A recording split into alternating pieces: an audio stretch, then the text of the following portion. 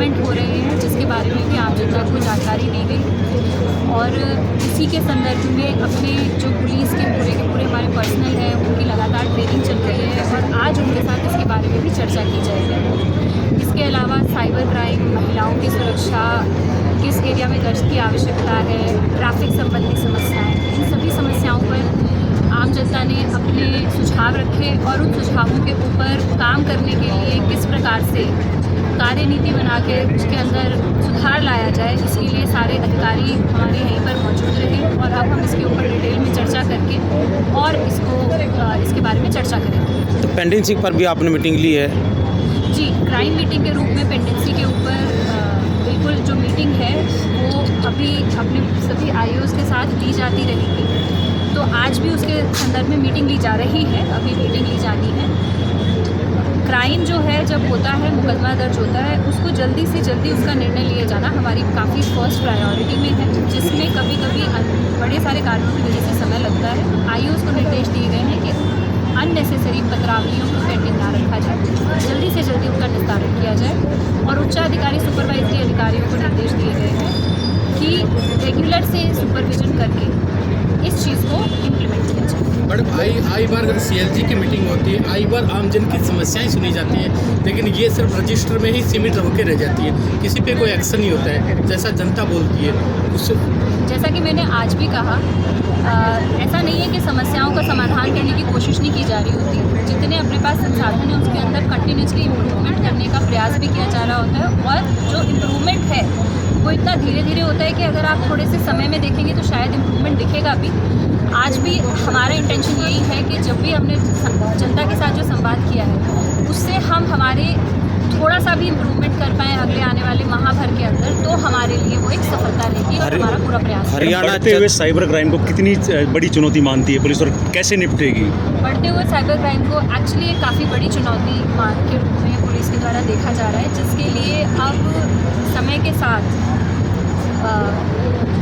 Trainings करके और जो एक अपनी कैपेसिटी बिल्डिंग करके ज़्यादा से ज़्यादा पुलिस वालों को इनसे कैसे लड़ा जाए इसके बारे में तैयार किया जा रहा है। इसके साथ साथ जहाँ पर जो इस क्राइम के हब है, at least in Rajasthan, for example जब अपन पूरा का पूरा विश्लेषण करते हैं तो ये देखते हैं कि साइबर क्राइम के विक्टिम तो पूरे देश में फैले हुए हैं, लेकिन जो साइबर क्रिमिनल्स हैं उन्होंने जो भरतपुर के कुछ एरिया हैं, जो अलवर के कुछ एरिया हैं, इनको अपना हब बना रखा है। तो आज के समय में उस तरफ की अपराधियों के खिलाफ कार्रवाई के लिए तो विशेष रूप से अभियान उन रीजन्स में चलाए जा रहे हैं। इसके साथ मुकदमों में अनुसंधान करके उनको क्रिमिनल्स को बनाना और वहाँ टीम्स को भेज के पकड़ के लेके आना और उनको जेल भेजना, ये हमारी डेफिनेटली प्रायोरिटी रहेगी।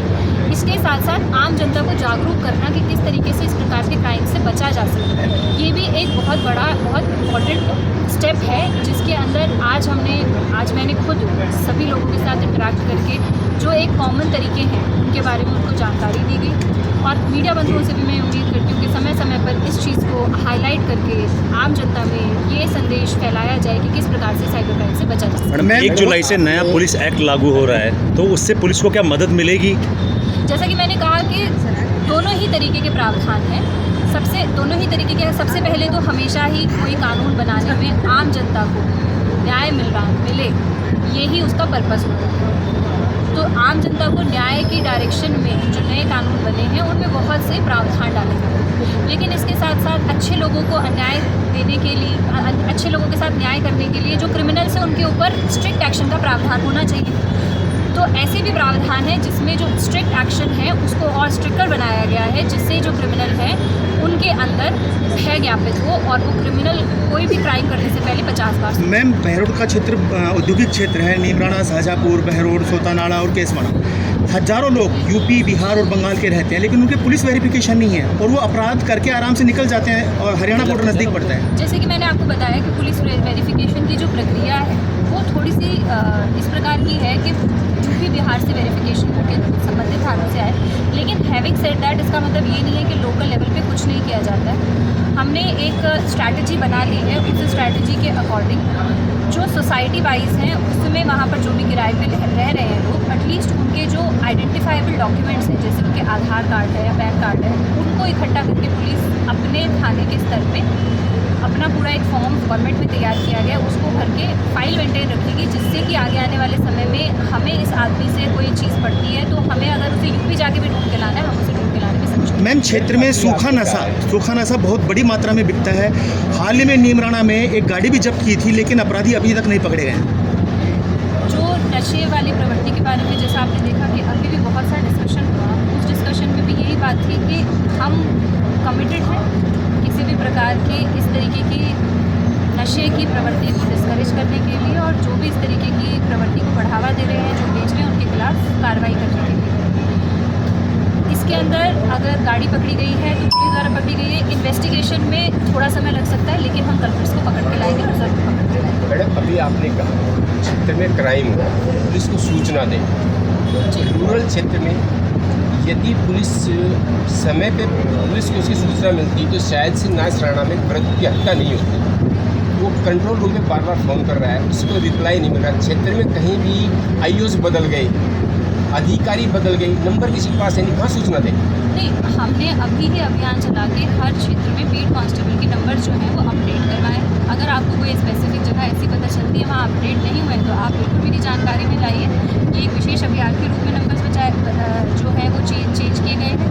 100 नंबर है, 112 नंबर है, जिले का कंट्रोल का नंबर है, थाना अधिकारी का नंबर है। बीट कांस्टेबल से जो है, बीट कांस्टेबल से ये उम्मीद की जाती है और ये उसका कर्तव्य है कि वहाँ पर ज़्यादा से ज़्यादा लोगों के पास उसका भी नंबर है। तो प्रक्रिया तो पूरी करी गई है, अगर कहीं पर कोई फ्लॉ है तो उस फ्लॉ को दूर करने की कोशिश की जाएगी। सदर थाना क्षेत्र में आप कहीं भी देख सकते हैं, किसी भी गांव में आपको यह नहीं पता लगेगा कि मेरा बीट कांस्टेबल कौन है। ये देखिए, ये तो वही बात होगी, आपने एक स्टेटमेंट दी, मैं इसको वेरीफाई कर पाऊँगी, ऐसा तो नहीं होना चाहिए। जो हमारे जिस तरीके से हमने ग्राम रक्षक बना रखे हैं, सुरक्षा सखी बना रखे हैं, तो गांव के अंदर जाके मीटिंग्स लेके जो गांव के प्रभुत्व जन है, देखिए टोटल जनता के साथ तो शायद बीट कांस्टेबल इंटरेक्ट ना कर पाए, जो लेकिन गाँव में एक्टिव लोग हैं उनके साथ उसका रेगुलर इंटरेक्शन है। तो सदर थाना क्षेत्र में भी जो और चुनाव के दौरान मैंने काफ़ी सारी जगहों पर खुद भी विजिट किया, जहाँ पे लोगों से बात भी की है, और जहाँ पर वहाँ की बीट कांस्टेबल की कहीं पर ये भी नहीं कहूँगी कि कभी किसी ने कोई शिकायत नहीं करी, लेकिन तारीफ़ें भी हुई हैं। तो दोनों चीज़ें हुई हैं, लेकिन हम इस चीज़ को और एफिशिएंट बना सकते हैं। इस बात में थिंग्स कैन ऑलवेज इम्प्रूव, और वही हमारा कमिटमेंट है कि हम चीज़ों को और बेहतर कैसे बनाएं। मैडम, कोतपुर बहरोड तब से जिला बना है, तभी से स्टाफ की थानों में, सभी थानों में नफरी की कमी है। तो इस नफरी को लेकर के कोई हम देखते हैं कहीं ना कहीं जो पुलिसकर्मी है उन पर भी दबाव रहता है, 20-20 घंटे ड्यूटी कर रहे हैं, फिर वो तनावग्रस्त हो जाते हैं। तो क्या इस नफरी से कैसे उलझेंगे मैडम? नफरी की कमी की जो आप बात बता रहे हैं, आई थिंक जिला बनने से पहले भी थोड़ा बहुत रिसोर्सेज का तो क्रंच जो है, वो जितना रिसोर्सेज है उसको डिस्ट्रीब्यूट किया जाता है और साथ साथ रिसोर्सेज को बढ़ाया जाता है। तो सरकार जो है वो पूरी तरीके से कमिटेड है पुलिस को जिन रिसोर्सेज की आवश्यकता है उसको बढ़ाने के लिए। इनफैक्ट चीफ मिनिस्टर साहब ने स्वयं BC ली और उसमें ये बिल्कुल उन्होंने स्वयं कहा कि हमारी जो पुलिस है उसको सशक्तिकरण करना उनकी पहली प्रायोरिटी है। तो ये जो सशक्तिकरण है ये समय के साथ होगा और डेफिनेटली होगा। I feel very positive. Ma'am, Takshashila college में B.Ed के पेपर चल रहे हैं। आज एक बच्ची ने आत्महत्या की, क्या उसका खुलासा हुआ है कि किन कारणों से, कोई सुसाइड नोट मिला है उसके पास में? ये जो चीज़ें हैं इसके बारे में अनुसंधान के बाद ही कोई कमेंट किया जा सकता होता है, सेंसिटिव मैटर है, तो अभी इस पर कमेंट कर रहे हैं। थानों में स्वागत कक्ष बनाने का उद्देश्य क्या है? थानों में स्वागत कक्ष बनाने का उद्देश्य यही है कि कोई परिवादी आते हैं तो वो एक अच्छी जगह उनके पास बैठने को हो, जिसमें पानी की भी सुविधा हो, टॉयलेट की भी सुविधा हो, पंखे कूलर की भी सुविधा हो। आमजन की सुविधा ही स्वागत कक्ष का उद्देश्य है बेसिकली। और वहाँ पर अपना एक जो हमारा पुलिसकर्मी भी बैठा रहता है और वहाँ पर उनको अटेंड किया जाता है, और जिस भी चीज़ की आवश्यकता होती है, जो भी उनकी परिवार है, उनको अटेंड किया जाता है। यहाँ थाने में ज़्यादातर अपराधी बंद रहते हैं स्वागत कक्ष के अंदर। ये तो आप अगर मैं वही कह रही हूँ, ये स्टेटमेंट तो जब तक मैं आपको फोटो दे सकता हूँ उस चीज़ की। अगर किसी पर्टिकुलर ओकेजन पे किसी कारण से किसी को बिठाया गया होगा तो बात और हो सकती है। आप अगर कोई स्पेसिफिक इंसिडेंट देंगे तो मैं जांच करवा लूँगी। Thank you. धन्यवाद।